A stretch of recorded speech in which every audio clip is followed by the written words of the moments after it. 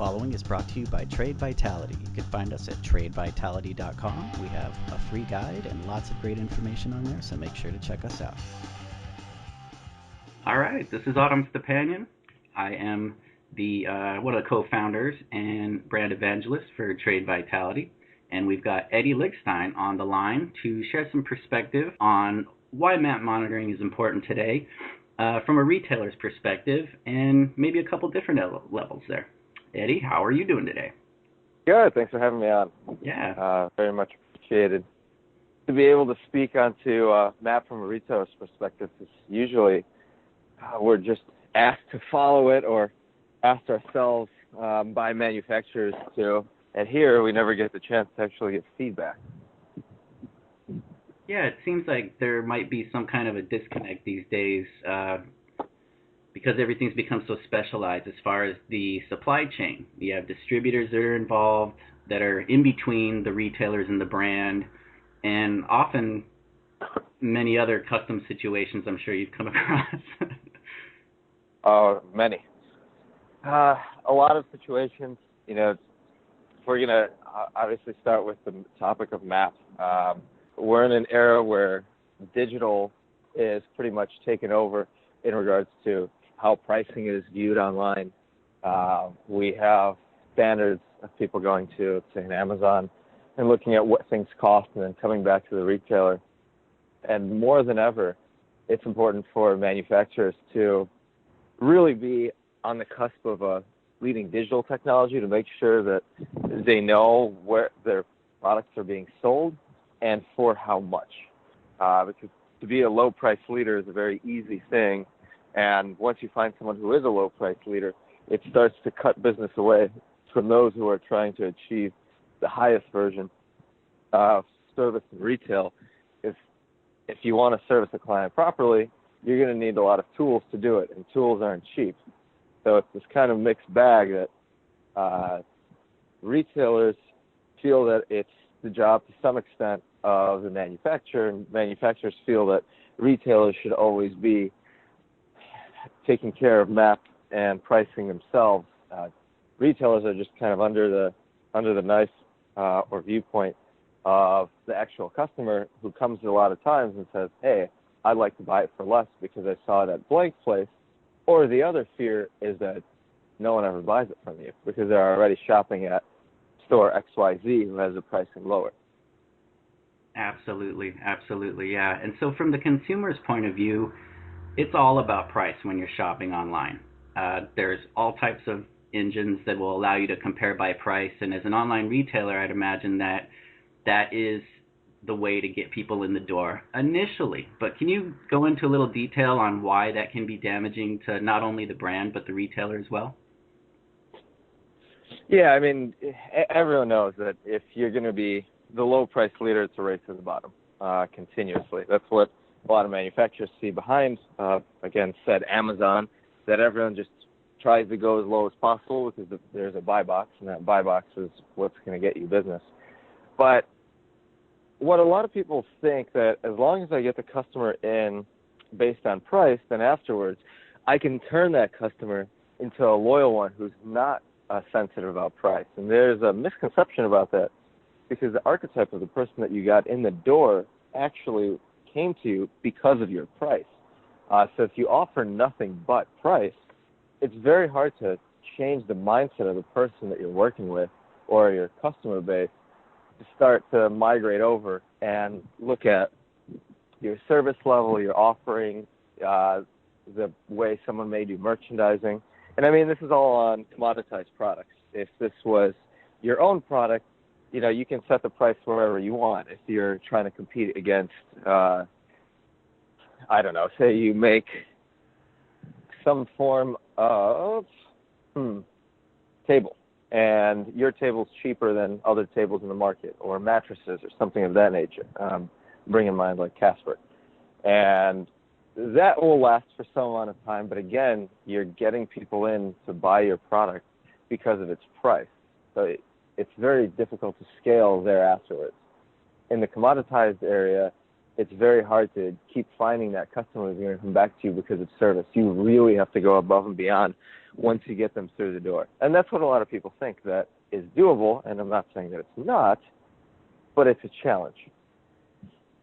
Right. So to the layman, what's happening here is that maybe a newer or less experienced retailer will get online. They will throw a bunch of their products up that they're getting from a supplier onto Amazon, let's say, and they get a bunch of sales because they have the lowest price, and their supplier sends them the stuff and they start doing a bunch of volume, but a couple months go by and their margins are so narrow that they're unable to advertise, they're unable to grow, they're unable to hire, a customer service person to get on the phone and service their clients. So there is no growth potential for the entry level retailer at that level. But we're all watching Amazon, who will actually go and manufacture their own products, take them straight to market at ridiculous prices.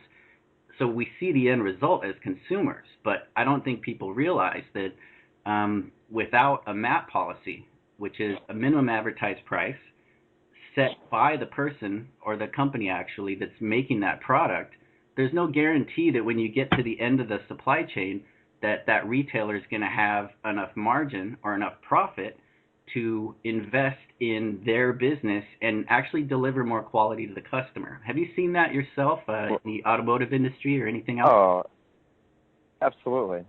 I mean, if you look at how the automotive, in our industry, people talk about the golden days, which is now about 15, 16 years ago, maybe a little bit more, when everyone was in a thicker margin area. The internet wasn't as prevalent. People weren't doing as much comparison shopping. And you really found that the service level at that point, it was just easier to deliver. So to do promotions, to do special things for customers who are repeat customers versus those who have not been. There was just a lot to do. Now we've gotten to a time where things are very narrow, and there's no problem with it being narrow because you can advertise more strategically, but the level of service that you just don't have that breadth of tools, I guess, to your disposal because tools are expensive. So if you want to scale and have great tools, you need to have a little bit more in the piggy bank, so to say, to be able to actually give that customer the service level that they need. Plus, we're also moving into an era, I mean, we've moved into it, to be honest, about the speed of shipping. You're not going to wow people unless it's faster than 2 days. So unless it's coming next day to the customer, they're not really wowed. It's a standard. We have the Amazons of the world who set that. So what people are doing now for service levels, we're running out of that idea of being that, this is a Gary Vaynerchuk thing, of being the butcher shop and knowing your client, the 1950s approach. People just want to do a quick sale because they feel that they have nowhere to turn. They also can't afford anywhere to turn to service that client because they don't have the funding to do so. If they did, that would be a different story. And there are some who just live upon that. But again, this comes back to your business, where it's important to monitor MAP and understand that there's partners that you work with. So I kind of want to get into that topic of every retailer, or from what I've seen, manufacturers believe that if you set prices low, you basically have no cost of sale. It's free. So you are essentially just eroding the market because you want a free version free methodology of obtaining customers. But that actually isn't true. Everything today is pretty much pay to play to some degree, whether you are advertising somewhere with, let's say, low prices, and it still costs to advertise, whether it's social or it's on a shopping engine or it's cost per click. That's a disconnect that manufacturers don't see. Retailers, regardless if they're following MAP or not, are constantly investing into marketing, so there's no other way to be prevalent. Right. Can I piggyback on that for a second? Yeah, absolutely. So, and this is what I'm getting from what you're saying. So a manufacturer, give me a large manufacturer from the automotive industry, for example. I'll give you one of the base ones, WeatherTech.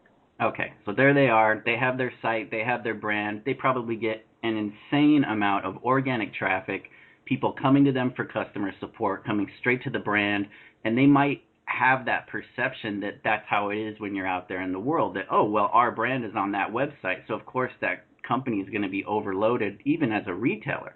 But when you get down to the retail level, you have so many fish that are right next to you competing in this giant ocean that if there isn't some type of bar to say that, all right, this is where the price is, now you have the luxury of focusing on these other elements that are part of creating the sale that you were just mentioning.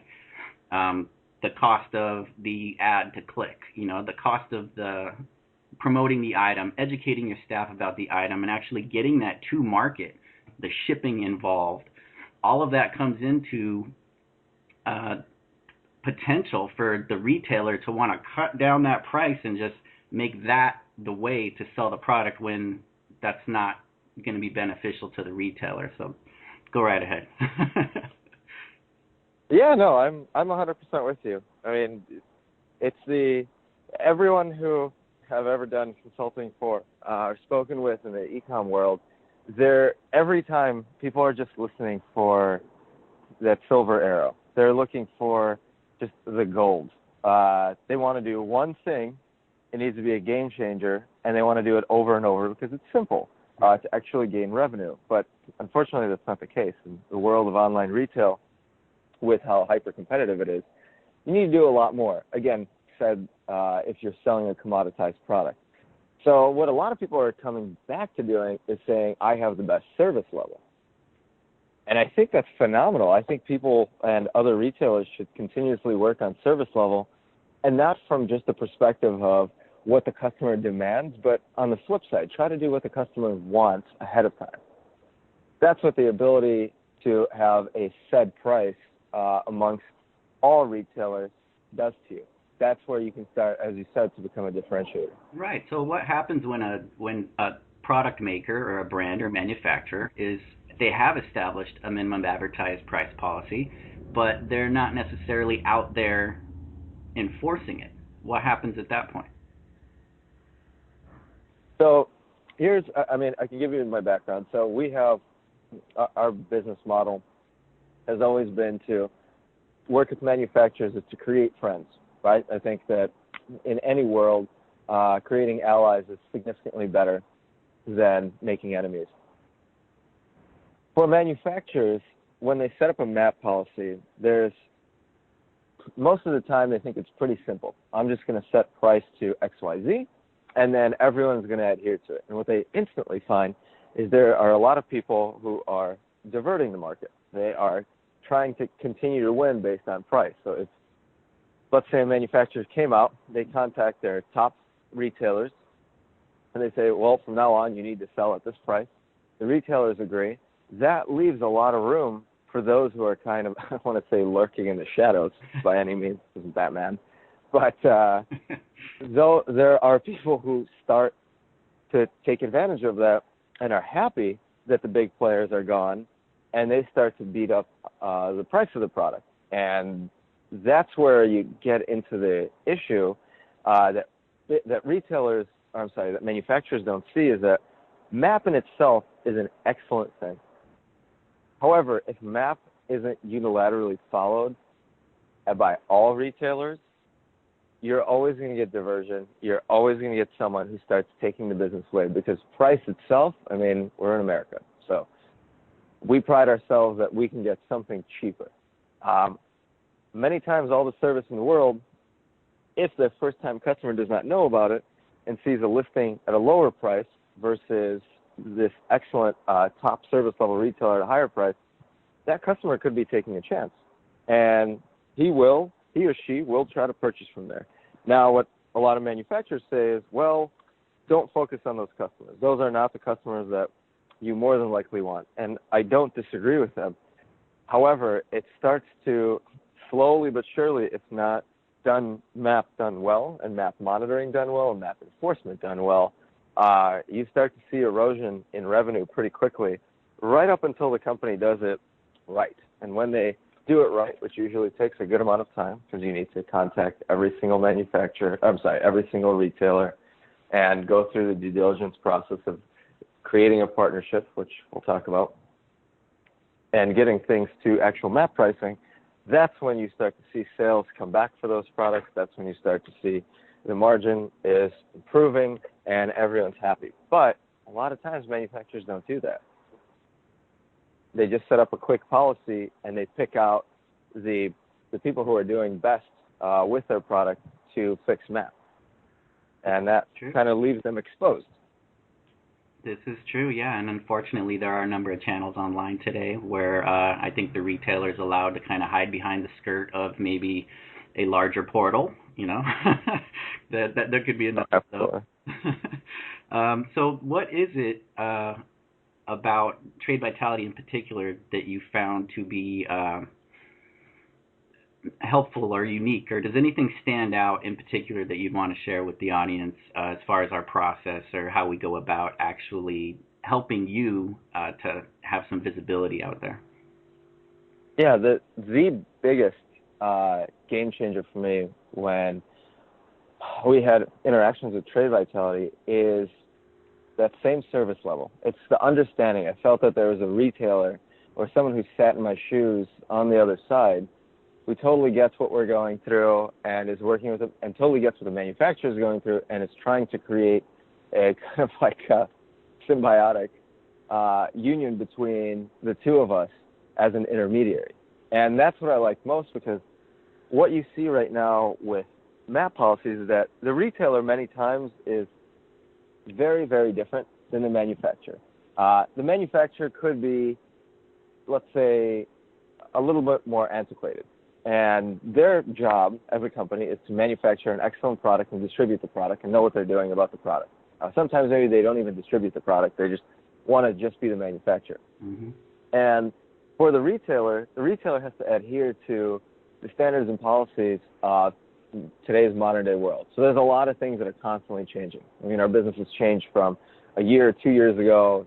The model still stays the same, but just the speed of which things are moving in regards to, let's say, shipping time, service level, those have all changed very quickly. Mm-hmm. And what I liked about Trade Vitality is that when you guys reached out to us, you know, on said product, that created, it felt like you were asking for us to be part of a team, rather than most of the time you get a threatening letter. So I didn't feel like you guys were attorneys, you know, throwing out a cease and desist to us. Instead, you said, hey, we noticed that there's something off. This company is really trying hard to adhere to a map policy. Let's try to help them grow together. And I love that. And I think that approach itself is the 100% winner, because you guys tie in what the manufacturer doesn't know and then what the retailer doesn't know about the manufacturer. So you kind of tie in the pains of both as that mediator, and then both sides feel good about moving forward with it. Whereas traditionally, and I mean, traditionally is now only 5 years or maybe 6 years of very heavy map enforcement, is most retailers get a threat letter which tells the retailer, you're my enemy.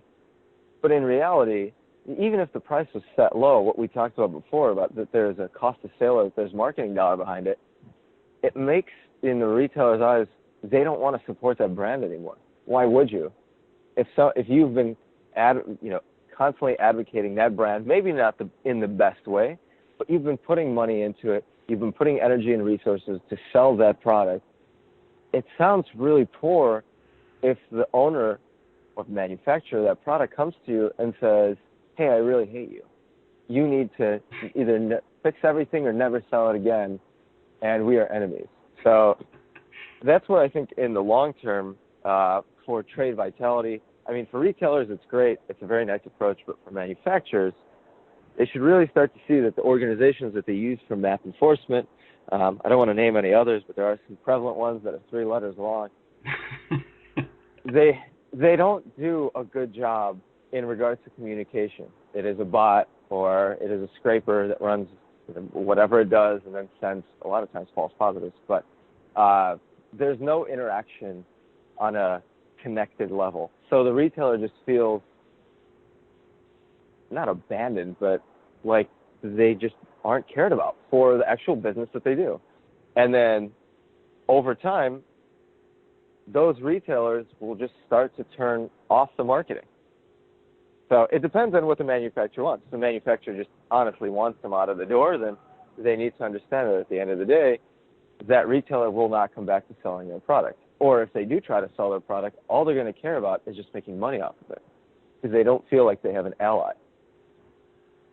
I totally agree. You make a great point there, Eddie, that the manufacturer themselves may be a bit antiquated and not have the sophistication to be up to snuff with where we are today, as far as just having the tools to be aware of what's happening with their pricing online.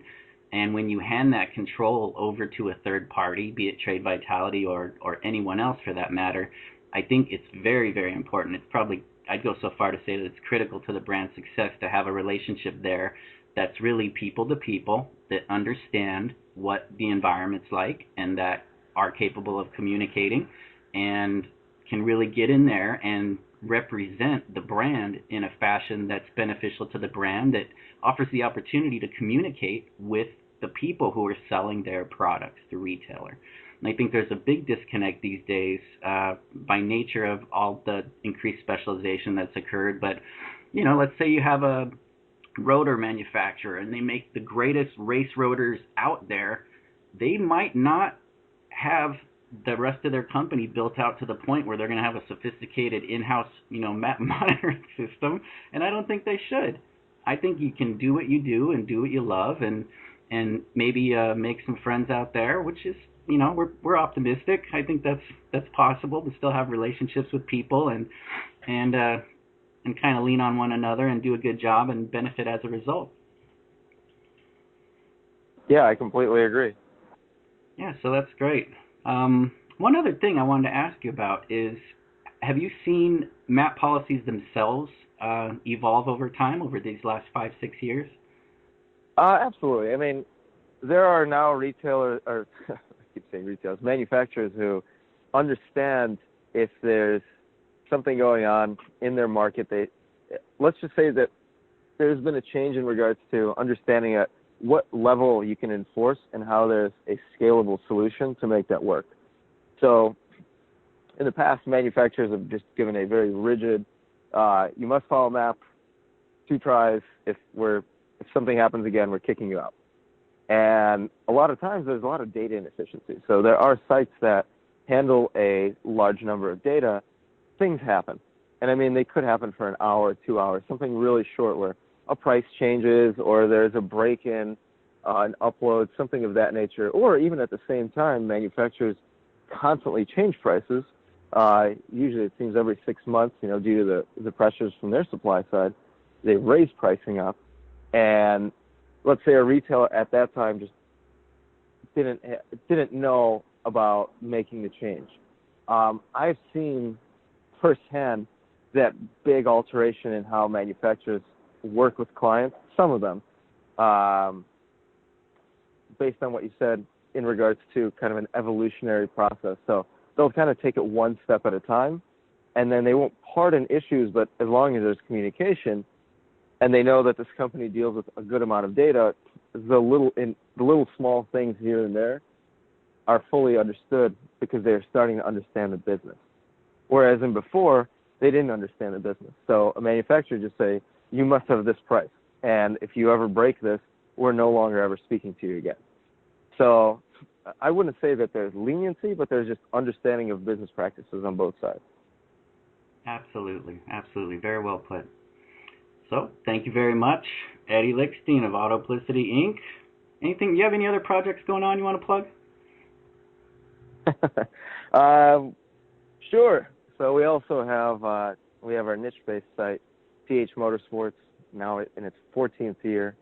Congratulations. So similar to Autoplicity, thank you, but originally started from a social perspective, and we're very much specializing in a couple platforms. We are all gearheads, so we love that business, and we love what it brings to the end customer.